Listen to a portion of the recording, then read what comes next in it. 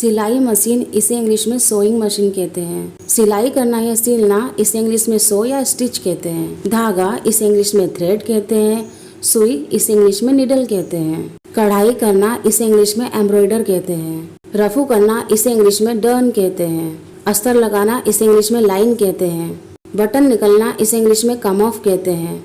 Button लगाना इसे English में सो आ बटन ऑन कहते हैं। पिको करना इसे इंग्लिश में डू पिको एडजिंग कहते हैं। फॉल लगाना इसे इंग्लिश में अटैच फॉल कहते हैं। नापने का फीता इसे इंग्लिश में टेप मेजर कहते हैं। बुनना इसे इंग्लिश में नीट कहते हैं। बुनने की सुई इसे इंग्लिश में नीटिंग नीडल कहते हैं। सिलाई किट इसे इंग्लिश में शोइंग किट कहते हैं। चैन इसे इंग्लिश में जिप या जिपर कहते हैं। नाड़ा इसे इंग्लिश में ड्रॉस्ट्रिंग कहते हैं। चरखी इसे इंग्लिश में स्पूल या रील कहते हैं। बटन इसे इंग्लिश में बटन ही कहते हैं और बटन में जो इस तरह के कांच दिखते हैं इन्हें इंग्लिश में बटन होल कहते हैं। दर्जी का छल्ला इसे इंग्लिश में थिम्बल कहते हैं।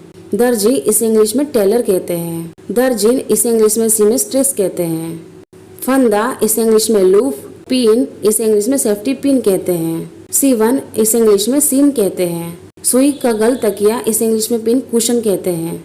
कपड़ा इसे इंग्लिश में मटेरियल कहते हैं। जालीदार कपड़ा इसे इंग्लिश में लेस कहते हैं। सूती कपड़ा इसे इंग्लिश में कॉटन कहते हैं। रेशम का कपड़ा इसे इंग्लिश में सिल्क कहते हैं। ऊन इसे इंग्लिश में वूल कहते हैं और कच्चा ऊन इसे इंग्लिश में फ्लिस कहते हैं।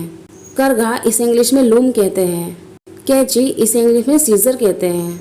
पेबंदकारी इसे इंग्लिश में पैचवर्क कहते हैं। अस्तर इसे इंग्लिश में लाइनिंग कहते हैं। ब्लाउज का कुंदा इसे इंग्लिश में ब्लाउज हुक कहते हैं। धागा काटने वाला इसे इंग्लिश में थ्रेड कटर कहते हैं। रंग मोती पिन इसे इंग्लिश में कलर पर्ल पिन कहते हैं। सीवन आरा इसे इंग्लिश में सिम रिपर कहते हैं। सुई पिरोने वाला इसे इंग्लिश में निडल थ्रेडर कहते हैं। सिलाई की खड़िया इसे इंग्लिश में सोइंग चाक या टेलर चौक कहते हैं।